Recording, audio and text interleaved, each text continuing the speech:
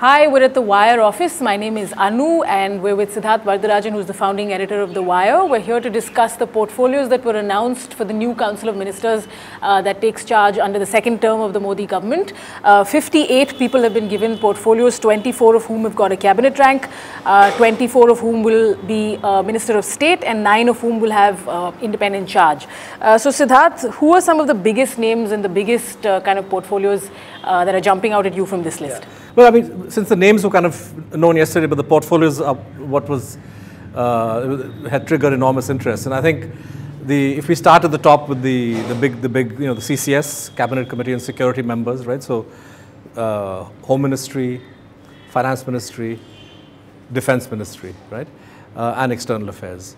And what's interesting is that there's a complete reshuffle in these top 4 portfolios, right? Let's start with Home. Rajnath Singh held it throughout Modi 1, and now Prime Minister Modi has gone and put Amit Shah there. It's a choice that everybody expected Amit Shah to be in this government, and that was fulfilled when he took his oath of office. People were speculating about Finance Ministry or, quite frankly, Home didn't come. I mean, Home would have been the logical choice because he was Home Minister in Gujarat for ages. But the fact that Modi has gone ahead and made him Home Minister, I think, has enormous significance, which is useful to discuss a little bit about.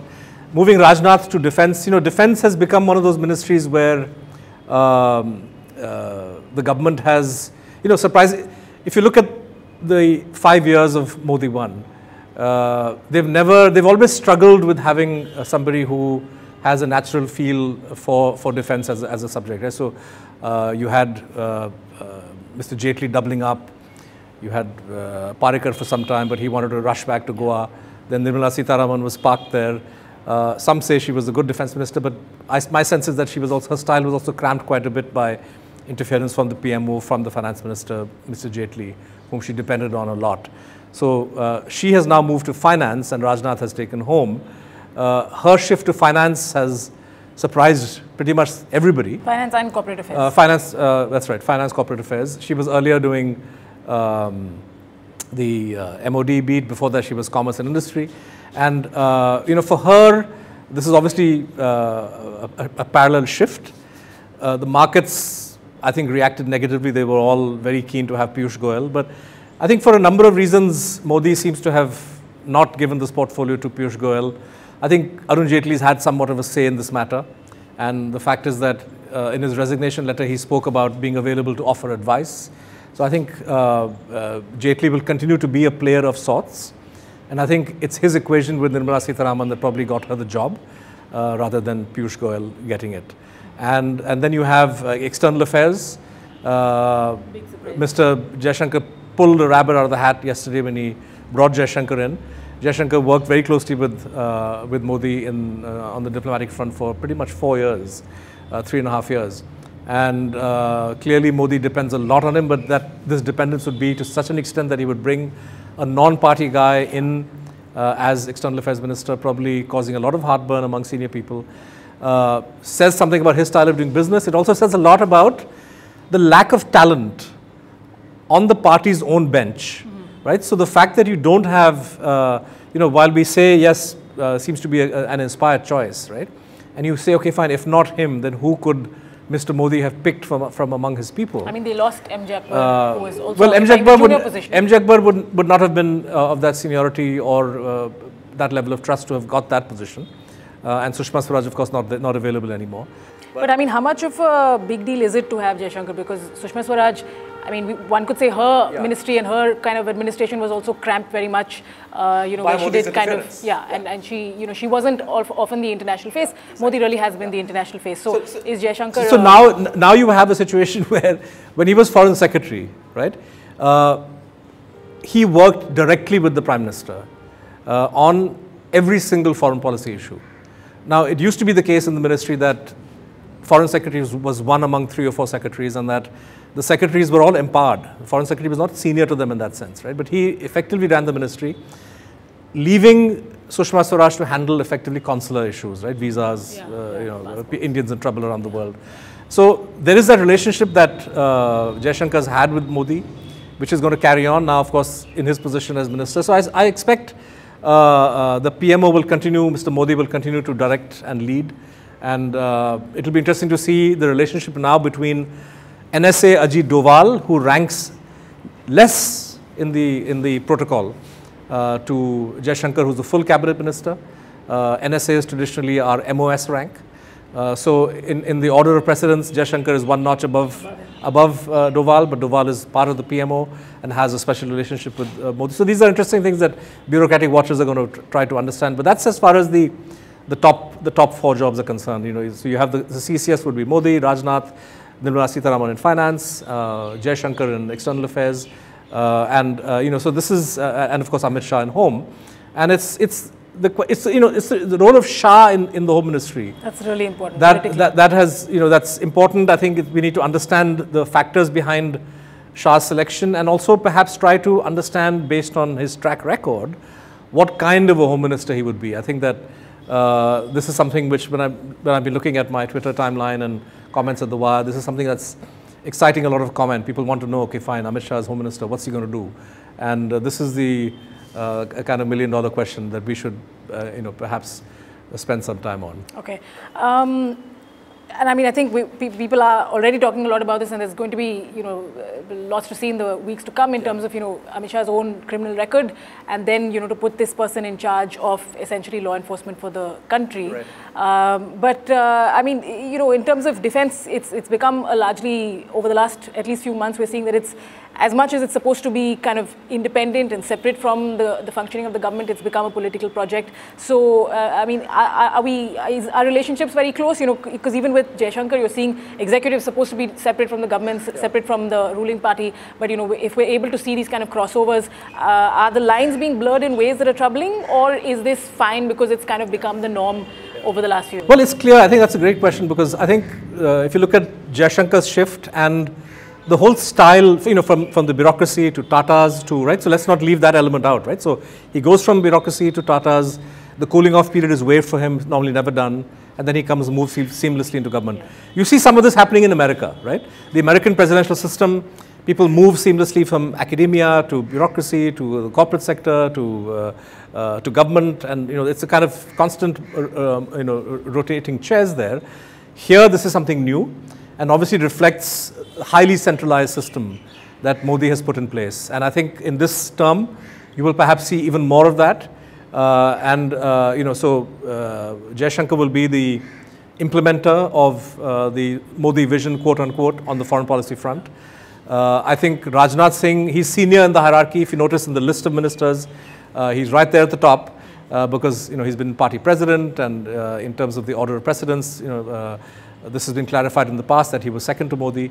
So he carries on in that position in a way, more or less. But defense ministry is one where it's, I suppose, significant, because some of the high profile activities of the government in this first avatar centered around military strikes. But please remember that the Balakot airstrikes, right, what we have been told about how the decision was taken, the Raksha Mantri was not in the loop, right? So somewhere down the line, Rajnath Singh has to wonder what kind of portfolio has he been given, where a decision of this enormous significance could be taken simply by Modi, Doval, etc., and the defense minister is bypassed and gets to find out about it after the event, right?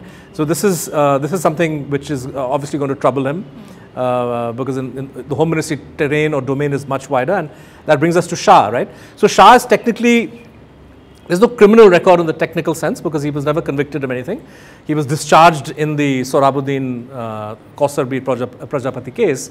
But I would say discharged is it's not a nice way to get off, because the unanswered questions remain. Why should one's name pop up in the first place? Well, his name popped up not as a result of a political vendetta, as he would like to suggest, but so it wasn't the Congress party that told the CBI, go and pick up this man. There was a Supreme Court ordered investigation, a Supreme Court monitored investigation. The CBI did painstaking work over several years, actually, before finally they cracked the case and charge sheeted him. He was arrested, he spent time in jail, he got bail on condition of being externed from the state. These are serious charges, right? Which meant that for somebody who was Home Minister of Gujarat at the time, a lot of careful judicial thought would have gone into this whole issue of his arrest, his bail, and so on and so forth. He gets discharged by the CBI trial court, with the third judge hearing the case in less than 8 months. And what's more significant is that the CBI, which is the prosecuting agency, perhaps for the first time in its history, in a case of this kind, decides that it's not going to appeal. And it's been nearly 5 years now. The CBI has given no explanation as to why it chose not to appeal the discharge of Amit Shah. It essentially just dropped the ball on the case. But the CBI is now also under Homes? No. So CBI technically is under the Department of Personnel and Training, DOPT, which is its line ministry would be the PMO. But what Mr. Shah has under him directly is the Intelligence Bureau, the paramilitary forces. So that's your ITBP, CRPF, BSF, and so on. It's a very, very powerful force. And since a large number of states, including important ones like Bihar, Uttar Pradesh, Maharashtra, are controlled by the NDA, even though law and order is a state subject, this gives a person like Mr. Amit Shah, particularly if he carries on as BJP president, enormous clout as India's top cop, right? And this is apart from deciding on policy issues like JNK, or how to deal with the Maoist insurgency in central India or the northeast. These are all areas of control that come under the MHA. Yeah. Okay, let's just move on to some of the big dropouts, people who've been left out from this government, and also ones who've not faced any major promotion. So Suresh Prabhu is a surprising name. Sushma Swaraj, well, not so surprising, we knew it was happening, but JP Nadda, Maneka Gandhi, Rathore, Jayant Sinha, what about this is interesting to you? Yeah, I think, you're right. I mean, the drop names, there wasn't too much of speculation before as to who's going to get dropped. We knew Swaraj and Jaitley were out. Largely, they chose to opt out. Sushma before the election itself. But Maneka Gandhi being dropped, now she's pro-tem speaker, so she will be swearing MPs in. And since Sumitra Mahajan is no longer an MP, right, she also bowed out in a way. Could this be, is Maneka being positioned as Speaker of the Lok Sabha? Because there's nothing in her performance to suggest that he would want to drop her necessarily, and she was, somewhat mildly controversial, but not in the same way that other ministers were controversial. Although that's never been a bad thing. And it's for this government, it's not been a bad thing. There's some speculation that maybe she steps down, and at some point Varun Gandhi gets inducted as a minister, keeping it all within the family. So that's as far as she's concerned. I think Jayant Sinha's dropping. He was the darling of the markets. Blotted his copybook as far as liberal India is concerned by appearing with those Latehar lynchers. And I think in the eyes of the Modi-Shah combined though, perhaps his biggest sin was being the son of Yashwant Sinha. Now it seems odd that the sins, quote unquote, of the father should be visited on the son. But I can't think of any other reason why in a sea of mediocrity, when you had somebody who was quite qualified in a way, who had kind of managerial or management level experience and expertise, and was given important portfolios, right? That he was running civil aviation. For him to be dropped, other than this kind of political vendetta, I think Ananth Hegde, kind of poison-tongued Karnataka politician, has gone, but then his place has been taken in a way, in the poison tongue category, by Prahlad Joshi. There are, maybe Ananth Hegde is destined for most visible state level politics. I don't know the wider calculations here. Rathore, Jwalaram. Jwalaram, Mahesh Sharma. If you didn't have the Modi wave in Odisha in this election, and the fact that the voters in Odisha split their vote between Vidhan Sabha and Lok Sabha in the way they did. I was in Odisha 4 or 5 months ago, and the received wisdom was that Jwalaram's seat would be tough for him to win because he was not seen as a good minister, he was not seen as a good MP. So I think, he's been a minister for ages, but generally speaking, now that the BJP has more options from Odisha, they've said, okay, fine, enough's enough, and they have other options for tribal affairs minister, other options for Odisha. So they dropped him. Rathore, I don't know, I'm not sure where exactly he offended the powers that be. He was highly visible, highly loyal as a minister, combative, but he said some reassuring words actually when there was the scare in the media that the government was trying to regulate social media, regulate digital media, and he said, from the INB perspective. That's right. So after Smriti Irani moved on, he made statements that no, the government has no intention. So I don't know. I'm wary of reading too much into Rajyavardhan Singh Rathor's ouster. And Mahesh Sharma was a minister who should have been sacked 3 years ago when he made his offensive comments about APJ Abdul Kalam and Muslims in India. Modi held on to him. He carried on for the entire tenure of the government, and despite winning and defeating the Gathbandhan, comfortably, he's decided to let him go now. He was a liability as far as any sensible politics is concerned. But my sense is that his dropping has more to do with Uttar Pradesh, Delhi, NCR politics within the BJP RSS than any distaste for the kind of man he is and the kind of things he's been saying. But I mean, assuming that either mediocrity or a poisoned tongue is a criteria enough to get you dropped, then that doesn't explain some of those who, have been retained. Giriraj Singh, Ramesh Pokhriyal, Babul Supriyo, Sanjeev Kumar Balyan. There's no way to really explain this, and of course, Sarangi. So how do you see this? So Pokhriyal, any rationale? There is no. I think people should not think even for a second that anybody is being sacked because they have said offensive things, right? So Modi has his criteria of what he wants somebody to deliver, and there's always considerations of region, caste, where even though Modi says आज से सिर्फ 2 cast हैं जो गरीब हैं और जो गरीबी से निकलना चाहते हैं, and those who want to help them. I don't know. I mean, there's lots of Indians who are not going to fit those 2 definitions. But anyway, the fact is caste plays a role, region plays a role. Probably ideas for party organization are important. So these are the dominant factors. I don't think it's any worry about what people may have said. Although he did want NDA MPs on day one. Be careful what you say, etc., etc. Don't give in to the urge to speak to the media, because he knows that these guys can be a liability. So it's not so much that they have retrogressive views that Mr. Modi has a problem with, but the fact that the articulation of those views at certain times can be politically inconvenient. Him, right? So Pokhriyal is the new HRD minister. Now, I don't know. India's fate is such that we are blessed with having education ministers and who believe in ministers who don't believe in science. That's don't right. Believe in education. Exactly. It's sort of one just worries about the state of education in this country. The last 5 years, despite having somewhat controversial but somewhat affable ministers, also, these have all, the way in which universities have got politicized, appointments have been made through the UGC, autonomy of universities undermined, freedom of speech in campuses undermined. And what we've seen, the mess with the kind of pseudoscience, promotion from the top, and how that's affected the scientific community. And I should say this comes at a time, like you look at DAE, right? The Department of Atomic Energy runs a large number of semi-autonomous research bodies. There's a fund crunch. So, so on the one hand, this government says, Jai Vigyan, but when it comes to actually providing money to pay salaries for scientists and staff who are in these institutes, there's a huge crisis. TIS is another example of a body that's facing a financial pressure because of the lack of this government's commitment to actually funding proper education. Across the board. Yeah. Okay, so I think that's a good taste of what the next bunch of ministers are going to give us. We haven't talked about a couple of names, Smriti Irani, other prominent faces like Kiran Rijiju have not been bumped up in their position. I mean, they seemed loyal. They seemed like they were doing... Smriti Irani, I expected that she would be bumped up, right? Quite substantially. Not to say that there's anything derogatory about being the Minister of Women and Child, but... You see, there is a certain pigeonholing that happens in the Indian system, that if you're a woman bureaucrat, right? They will not consider you for Home Ministry. Yeah. They will not consider you for Defense Ministry.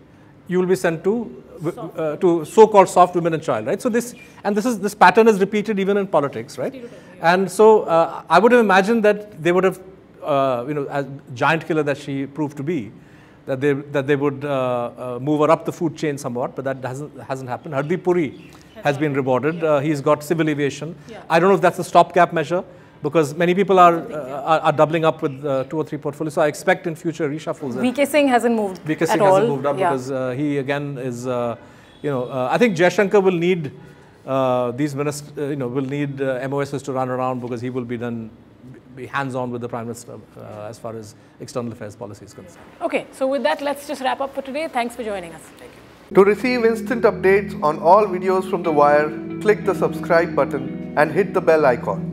Pay to support independent journalism. Click the link in the description and choose the amount you want to pay.